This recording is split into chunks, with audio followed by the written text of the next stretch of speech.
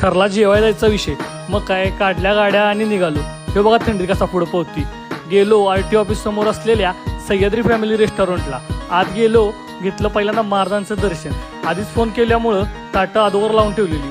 बसल्या बसल्या आली यांची जम्बो थाळी. जम्बो थाळीत बघाल तर तांबडा पांढरा बिर्याणी, कबाब आणि तंदूर. ताई वाढस तोपर्यंतच भावानी केली सुरुवात. एवढ्या भुका लागल्या की बासत. आणि ह्यो बा कसा रस्ता ओढती. ह्याचं बघून मी पण उचलली वाटी आणि लावली तोंडाला. नंतर पीस बघून थांबती वे घेतला आणि लागलो खायला. माझं बघून ह्यानं पण उचलला पीस आणि लागलाय बघा तोडायला.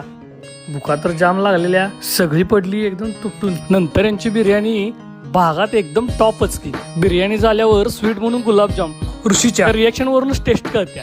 बावा सगळा पोरांनी सुपडा साफ करून टाकला. आणि नंतर काय मॉकटेल डबल मागून पिल्यात. जेवण क्वालिटी असल्यामुळं सगळं संपवलं.